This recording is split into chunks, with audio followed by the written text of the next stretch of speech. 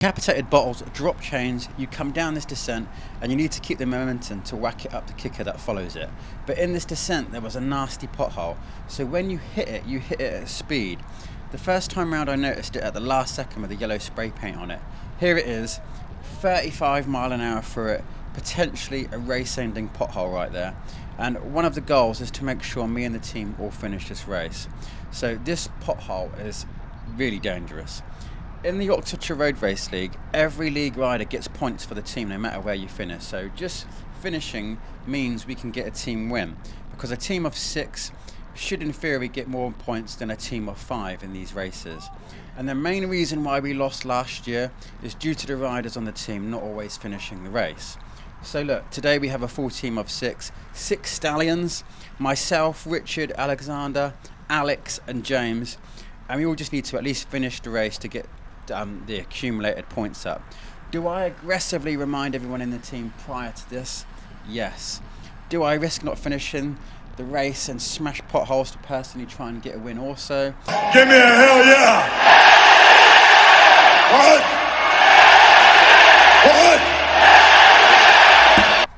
So this is the Raptors Road Race, first round of the 2025 Oxfordshire Road Race League. My brand new 30mm tyres are making my bike feel like a Humvee today after smashing through that last pothole. I've got a ton of confidence in my bike today going into this. But do I have confidence in myself? Because last week I got an absolute hammering at MK Bowl. And you know what? I do. Because this race was a Cat 234 and there was no elites or Category 1 riders in this race to throw their weight around like in the last video. So if you watched that, check it out. And if you're already watching these videos, subscribe to the channel, by the way. But today I had a plan, which was to use the riders in this race who were formerly elite riders, who previously won elite road races to my advantage now that they had dropped back down to Cat 2 over the last year or so. They're going to have a ton of race experience and be seriously strong riders. So my eye was on the Sigma Sports racers with the hope I could break away with them or be on the right side of a split. Because I'm guessing they're going to, always be on the right side. These are the big boys. So I was going to be glued to the strong lads' wheels like a small fish to a great white shark getting taken on a ride through the sea. They're going to take me to this finish line, I'll win, and then I'll be on a Sigma Sports cafe ride with Matt Stevens talking about my illustrious career after. Also, the benefit of this was that Sigma aren't in the Oxfordshire Road Race League. So the other Oxfordshire Road Race League teams are probably not going to react too hard to their moves if they make them. So hopefully I could sneak off with one of the non-ORL teams. That would be perfect. Anyway, this first lap has been spicy. I didn't want to be behind any splits, and luckily as we approach the end of the lap, I'm still stuck near the front, and I haven't seen any Sigma Sports riders yet, but I've got my eye out. So about 10k later, this rider on my right hand side is the first sight I've seen of a Sigma Sports rider, and directly beside him, floating up to the side of the peloton, is his teammate. So I instantly think something's about to go down here. So I anticipate his move and started getting on his wheel as he begins to wind up his sprint. We get it going and off we go right round the peloton here, and we are straight into a headwind. And I was quite happy that I was on his wheel and not the one leading this one out. But it doesn't take him too long for himself to get tucked back in, because that headwind was brutal right there. So I copy him, I get tucked in as well, and we're motoring our way up to the corner coming up. The thing is though, through the next section is a crosswind, and we've moved up a ton of positions here. So quite possibly he may be attempting to get into position to try and split the bunch along the straight where the crosswind has been wreaking havoc.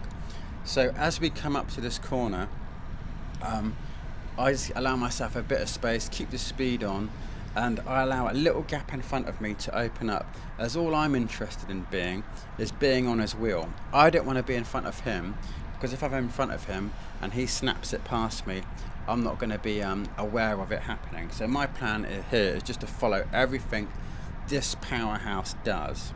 It slows up not too long after the corner, and we've gone past some court riders here on the left hand side. I just stay attached waiting for his next move, and sure enough he attacks the front of the peloton again, and I'm that little fish attached to the shark. You can call me Nemo.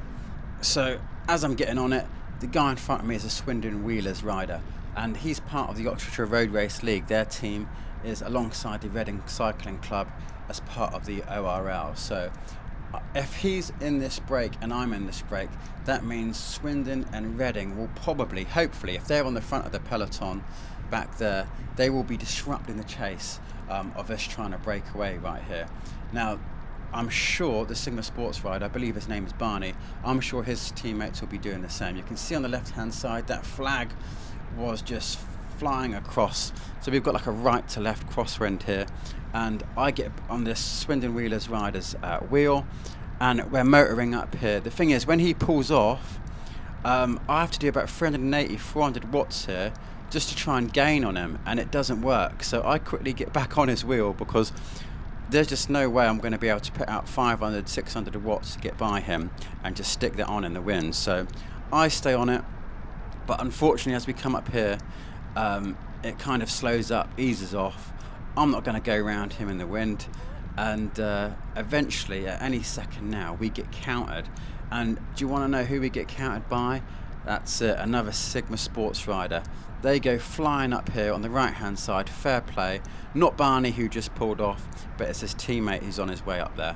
So fair play to that move. It's always the wrong rider I'm on, but it was a good attempt that we made right there, and I'm sure there's going to be more opportunities later in this race because we've still got 71 k's left. About 25 kilometers further into the race at this point and past halfway, and since the last heart attack I've spent pretty much my time shouting myself from the wind and trying to save myself and the energy for the attacks that are going to matter. We're back along the main straight here where the crosswind has been splitting the peloton. Riders have been dropped in the previous laps. Unfortunately, right now I'm on the wrong side of a split. I got caught napping on the wrong side of the bunch, so I'm trying to figure out how to get my way over to the front group. If I just stuck near the front of the bunch, I wouldn't be in this dreadful situation, to be honest. It kind of sucks. But luckily, guess who I spot? Barney in front of me, whose wheel I've had an eye out for. And that attempt I was with him earlier was pretty solid, so that confirmed he was a good wheel for me. So go for it, call me a stalker. He's kicked it up and I'm sending it across to get onto it, whilst these two gap me in the process. But we do gap the group behind, but thankfully I get on the wheel before I get stuck into no man's land. There are so many attacks coming up this straight on each lap because there isn't many other places on the course to really break up the bunch. There's no decisive climbs really, so racers just have to take the advantage of this section along here and the crosswind before going into the narrow lanes where it's hard to move up. Anyway, we make it over to the right side of the split, and with Barney on the right side of the peloton and an easy spot to move up, I sense that he's making a move, otherwise he would be on the left hand side keeping shouted from the wind. And a cheeky little touch of his socks pretty much confirms this to me. Time to dial back in on his ass and get ready to go again. So I've got my eye on him here. I try and swing over to him, a little bit of commotion as I do so, but I just need to stick on that wheel, and I'm literally just waiting for him to get going again. Anyway, rider comes around me, he kicks up and he's off. I probably need to be a little bit quicker at attaching myself to again to get over to him, but I quickly chase on this London Dynamo rider's wheel, get gapped again in the process. These boys are just so strong. But coming along here, like I said, it's a good little spot to go at, because if we can get a nice gap going into the corner coming onto the single track lanes, anyone who is strong, who is caught behind people going into the corner that we're about to go round, are going to get really slowed down and struggle to chase us, so it's going to be hard to move up on the single track. So I'm sat on this London Dynamo rider's wheel. We're moving up here pretty quick, and if he's in the break with me, like I said, then there should be a London Dynamo rider or another Reading rider disrupting the chase behind us. So that's a good idea if you're in a break and you're in a league with someone who's in a team on a league as well. So I take my turn and come around this London Dynamo rider any second now, which thankfully is more doable, unlike the last time, and quite handily. That means I get to be in the first person into the corner around here to take a nice clean line around it and avoid the gravel, because it's a bit sketchy going through that corner. You don't want to hit the gravel bit and lose control, or even worse, someone take it wrong and wipe you out. So I get around that. I try to stay smooth out of it. I don't have a rear camera here, but yeah, people get back on me nice and well. with their momentum I just allow them to come back round me. As we come down this section, it's a bit of a downhill along here, and off goes the other Sigma Sports rider again, and it seems like that corner back there slowed up our brake and some of the peloton was able to get back onto our wheels. So it's strung out behind, but now I'm just at the pointy end of the peloton because it's all come back together.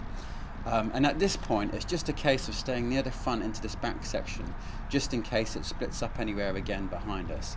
Coming down this hill that we're about to come down here, near the front of the bunch is far better than being mid-pack or towards the back of it, because if you're mid-pack you're going to get squeezed in as it's tight and you're having to be forced into the lines you don't want to take, and there was a lot of gravel in the middle of the road along here. And if you're at the back of the bunch coming into this section, we're coming up to a little bit of a hill, a little bit of a kicker, and if you're in the middle of the pack you just get slowed down, and if you're at the back you can't really keep the momentum because you just come flying into the back of the peloton. So coming up here it was quite handy to be near the front. A key thing is, when you're caught like we are now, is to try and start recovering again. You can see here I'm sticking out a bit of power, but that's because I think, you know, I might have slowed down a little bit behind me, and I just need to get up this hill and stay near the front. But yeah, if you're near the front you get that little bit of breathing space so that you can fall back into the bunch if you need to, like I am now. You can see I'm a bit tired, we've been caught, so I'm just easing myself up.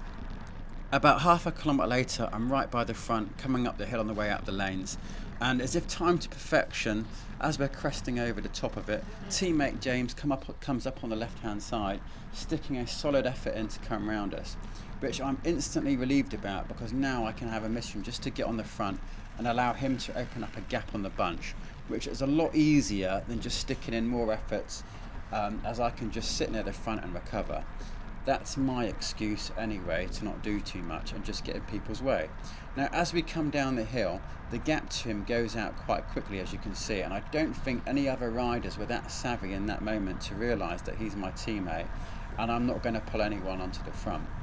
And considering we're on the downhill approaching a bridge at the bottom, I thought that everyone would be trying to blow past me so that they could have the fast lane through the bridge to keep the momentum coming up the hill.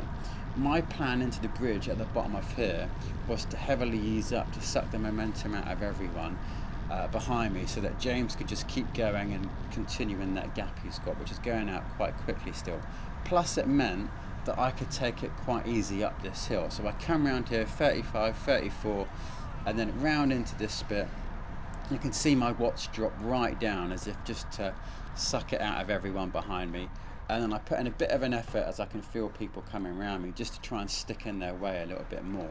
Now I'm not in the middle of the road, I keep to the side, but I think that was enough just to really slow down everyone, because we were doing about 15-16 mile an hour there, so they've all got to stick in a really big effort to get past me. And James has just led out onto a big gap, and I just ease myself back into the group and try to get recovered to this lap whilst I've got someone else doing some of the work for the team. Now unfortunately, coming up onto the main straight, James got caught, and you can just see him on the right hand side there. I noticed him and I thought, oh no, and it turns out that in front of us there was a big counterattack, and there is another big split going on up here. So right now my heart rate's really low, I'm not doing hardly any work, and I'm thinking, right, I need to get onto the right side of this split again. So I'm feeling recovered, my heart rate's right down, and I get ready to swing out and try and go for it. So I get going along the side of the peloton along here. Luckily there was no oncoming cars, but I come around them, 500 watts, nothing spectacular, but there's people all going ahead of me, and as I try and come round everyone, disaster strikes. I come around people and then I'm doing 500, 600 watts there, and there's a gap opening up and I'm actually dying. I have no idea what happened. I was fresh and then I wasn't, and you can see my efforts just dropped right back down to 300, 280, and people are coming around me and I'm thinking, oh no, maybe I needed more recovery. I thought I recovered for a good half a lap there, but I clearly wasn't recovered enough to really get onto the right side of the split that was going on. So Yeah, a bit of a fall. I thought I was feeling better than I was, and I'm kind of stuck, just needing to get on the wheel. I need to be on the left-hand side here because the wind was coming from right to left. So I find my way back onto the left-hand side because I don't want the wind hitting the side of me. And yeah, that was that was rather embarrassing when I did that, because I came around everyone thinking, right, let's get going, and then I just wasn't going anywhere. So God knows what happened. So at this point, the suffering is beginning to start. I'm doing 700 watts up here again. Previous laps I've been doing about 900-ish at points, and it's kept me with everyone. This lap, the same lap as what I just struggled on a second ago, is making me suffer. I'm actually losing the wheel, and I'm in the process of getting dropped. And I'm like, oh my God, flashbacks of MK Bowl from the previous week. This sucks again. I can't believe what's going on. And there is a big gap opening up in front of me, and I'm just thinking to myself, oh no. This guy comes around me, I get onto his wheel. He's a tall lad, so he provides a good bit of draft. But we're doing 23 mile an hour. He's elbowed me through there, and I'm not on his wheel. And we're simply not going at the same pace as what the peloton ahead are going at. We're doing 30 now, so I'm thinking, oh right, 30, 32, 33, above 50 k's an hour. We should be gaining on them, but we're really not. My heart rate's up at 189. I whack it round him because I don't want him to get on my wheel. So it sounds mean, but if there's people dropped, you want to try and keep them dropped to an extent. So I kind of whacked it around him rather than being a gentleman and telling him to hop on. So yeah, this Swindon guy then does the same to me. Fair enough. What goes around comes around. And yeah, where I'm absolutely racing myself to the peloton, and I'm not getting anywhere. DeWald, my other teammate, comes out of nowhere, and I'm thinking, right, at least there's a familiar face here. He's put on the front of this little group, a couple of Swindon riders with us, and I'm thinking we should be able to get back to them. But if they keep that pace on, it's going to be pretty hellish, because my heart rate's up at 188, and I'm not in a good way right now. But look, as you can see, we make it back onto the back of them, but that was panic stations. Me and DeWald at this point here, we're absolutely done for. Have a quick chat with him, and then we get back onto the group. But I won't lie, the thought did go through my head of, why am I trying to chase up to people that I don't even want to be riding with right now? Now at this point we are in the last lap, and we are approaching the corner. So we've got like a full lap left of this race, 4.9 miles. And the problem is, every time you approach this corner, if you're near the front, you get to go round this corner super quickly because it's just so wide on the exit. But as we approach it up here, you can see that there's loads of riders in front of me. We're about 10 miles further in than the last clip I showed. But doing 24 miles an hour, and we just all slow right down. And that's one of the painful points of being mid-pack in a peloton, as I've dropped all the way down to 19 mile an hour. Look how wide the road is. You could literally go take that corner flat out if you was by the front. So yeah, if you're near the front, you get to take things so much quicker. At this point we're strung out. I'm on Richard's wheel, my teammate, and we're absolutely blasting up here. He's a tall guy, he's 6'3", I think, and we are going full pelt up here. I'm actually losing his wheel there, but it's like 400-500 watts just to hang on to his wheel. So we were on a chase here, and it turned out that Barney, who I was trying to follow earlier, whilst I was recovering in the last lap, he had torn off and has been solo, and I believe he goes solo for about a lap and a half, and he gets caught coming up quite soon, which I think is about half a lap to go. So yeah, he's a strong lad, and I had identified a pretty good pre-race wheel to follow. Could you imagine if he had made it and won on one of the very few occasions that I wasn't attached to his wheel? That would have sucked. And also, by the way, since this race, he had a pretty good result at the Giro Sardinia by the looks, and he got a second place in all the stages and won his age group, so fair play, mate. Talking of which race wheels to follow and race tactics, the next race I'm about to upload has a team of 7 RAF fighters versus myself and 3 other non-teammates, so make sure you're subscribed to see how I race that tactically, where there is the potential for me to get Bonnie blued by 7 men from the RAF. So make sure you're subscribed to see how that goes down. Right then, about a third of a lap to go, and we're going back down the narrow lane, and I really need to get the most of the downhill that's approaching so I can get the momentum up the hill and then try and get round to the front of the peloton for the bridge on the next descent. Otherwise, I'll end up going backwards like where I almost got dropped earlier. So if I'm going to win, I need to move up ASAP. Ideally, down this area here would be a good start. So as you can see, we're coming down here. On the right hand side, these two riders tend to get squeezed into each other. So I come across onto the left, through the pothole, over the yellow spray paint. You see the camera wobbling there, and I haven't noticed it yet, but we're doing 42 miles an hour and my tyre is beginning to go down, and I haven't noticed it. I'm still keeping the speed up here, still keeping with them, and I noticed that it's becoming a bit of a slug to move up, and then we get, we lose momentum because everyone just comes to a standstill. But as we come to a standstill, I can feel my rim on the tarmac, and when you feel the rim on the tarmac, that really does, it's game over. So I keep coming up, and I'm thinking to myself, right, I just need to finish the race. So if I finish the race, I can get the get points for the team. So if I pull over, hopefully the car behind me is going to have a pump, and I can pump up my tyre. That would be super handy. But guess what happens? Turns out my puncture is far too big, and my puncture does not seal. And at that point, I'm literally thinking to myself, where is my dad? Because I know he would be able to fix it. And yeah, he wasn't there at that time, and he wasn't in that broom wagon either. So my race ended with about, I don't know, a mile or two out to go. Well, maybe a bit more than that, 2 or 3 miles out, which really sucked. The winner of the race was a guy called Lucas Gross, who's from Raptor. So fair play to him. So well done, mate. And the rest of our team, we didn't really finish anywhere of note. We just finished in the bunch. In the peloton over the line. So yeah, a bit of a shame in that respect. And yeah, make sure if you want to watch my next race and the rest of the journey, me versus 7 on the next race, make sure you're subscribed and give the video on the screen a follow now to watch the next one. Take care, guys. Bye.